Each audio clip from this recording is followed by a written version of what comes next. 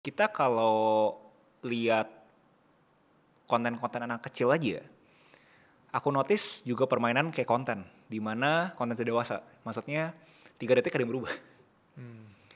Jadi itu kan kalau kita yang di dunia perkontenan tahu itu fungsinya untuk bikin orang itu terstimulasi dan pengen konsumsi sampai habis. Karena dengan konsumsi sampai habis, alhasil algoritma nge-push kita kan.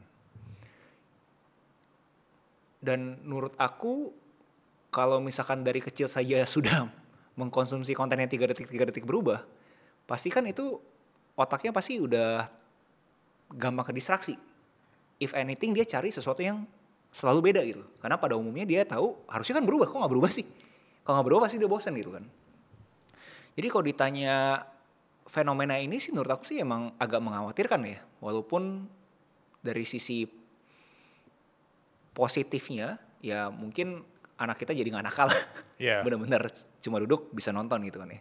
Tapi sisi negatifnya sih menurut aku sih mungkin udah lumayan ekstrim ya. Kalau misalnya sampai specifically udah ada studi yang bisa mengkorelasikan bahwa kebanyakan konsumsi konten-konten pendek ini bisa membuat kita punya otak itu menyusut gitu ya. Nyusut. Luar biasa sih. Tapi kalau misalnya kan tanya aku tipsnya bagaimana ya, aku justru coba lawan dengan habit yang bener-bener kontras dengan itu. Contoh konsumsi video-video pendek segala macam kan ya karena kita punya atensi kan rendah kan.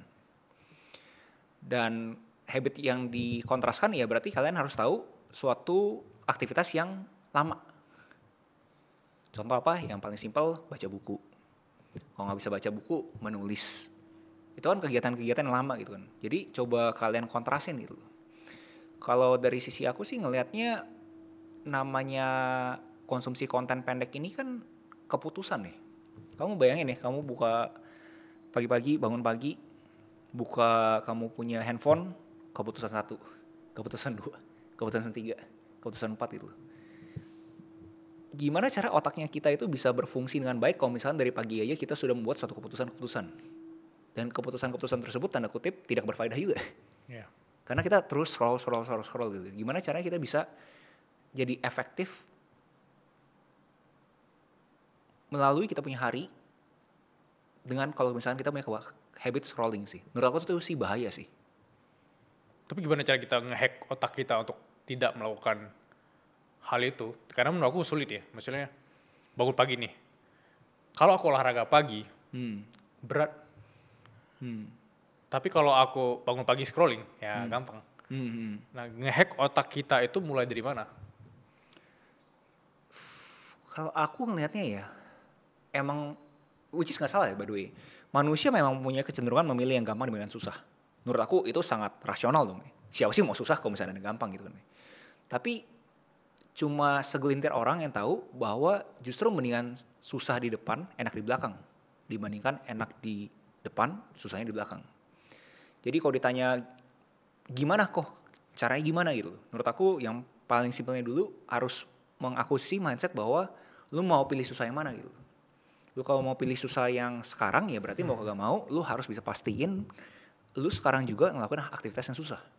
Contohnya apa yang tadi Bilal ngomong gitu. Bangun pagi jangan scroll handphone tapi contoh menulis. Atau enggak kegiatan lebih kecil lagi deh. Membereskan tempat tidur. Tapi kan itu akhirnya membuat suatu momentum kan bahwa oh ternyata gue orang produktif yang memilih hal yang susah dibandingkan hal yang gampang gitu.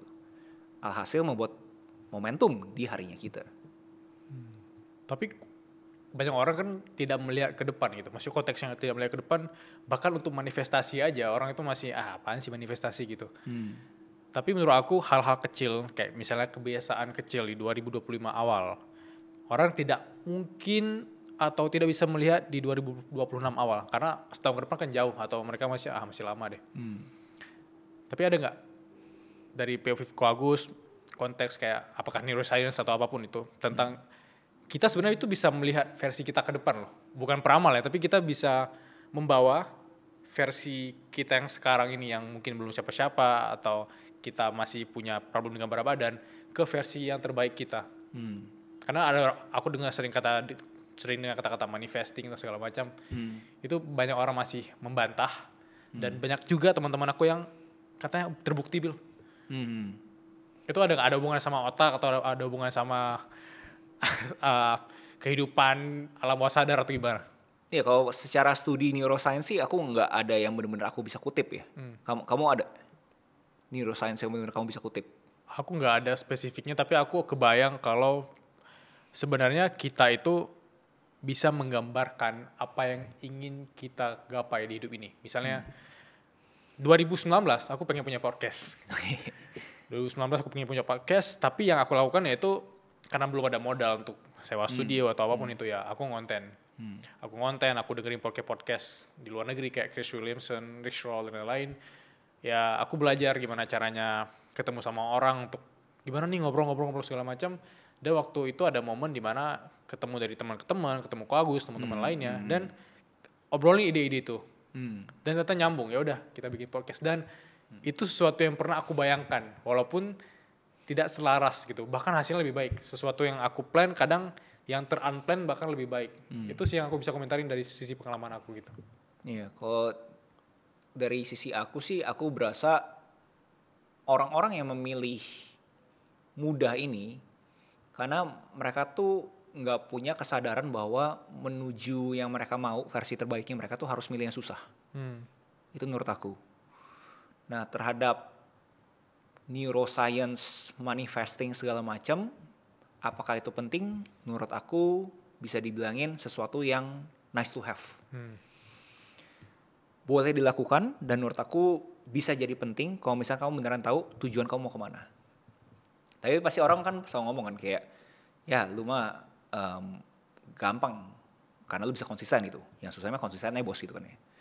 Tapi aku kalau bisa coba elaborasi ya terhadap konsistensi ini ya. Aku rasa tuh orang-orang yang gak konsisten itu tuh ada dua tipe orang. Yang konsisten tuh cuma satu. Dua tipe orang yang gak konsisten adalah tipe orang yang pertama yang udah tahu goalnya kemana. Karena dia udah tahu goalnya kemana, dia bilang susahnya konsisten. Ya kan? Itu pertama tuh, tipe yang pertama. Nah, tipe orang yang akhirnya benar-benar bisa menuju goalnya, atau lebih tepatnya yang selalu bergerak, itu tipe orang yang punya tekanan. Karena tekanan kan membuat dia mau kagak mau harus bergerak kan. Nah, itu orang yang konsisten tuh tipe-tipe orang yang punya tekanan. Nah, ada tipe berikutnya yang paling ekstrim, yang benar-benar pencapaiannya ekstrim, itu menurut aku saat orang itu punya tekanan, punya goal. Wah, itu ekstrim tuh. Karena dia udah gak bisa kiri kanan atas bawah kayak gitu. Dia tahu dia harus beraksi seperti apa, dia tahu tekanannya sebesar apa. Jadi terhadap manifesting ini segala macam, as long kalian tahu kalian itu mau goalnya kemana dan abis itu tekanannya itu ada, menurut aku sih pasti kalian bisa tercapai apapun yang kalian inginkan gitu. Karena ada juga di podcast yang 20-20an ada orang bilang bahwa dia nggak bisa gitu. Yeah. Which is dia sendiri pun ngomong dia nggak bisa. Dia mau jadi tipe yang seperti apa gitu. Dia punya goal gitu kan. Tapi dia bilang dia nggak bisa. Dia punya tekanan, tapi dia bilang dia nggak bisa. Dia punya goal dan punya tekanan, tapi dia bilang dia nggak bisa. Pasti nggak bisa.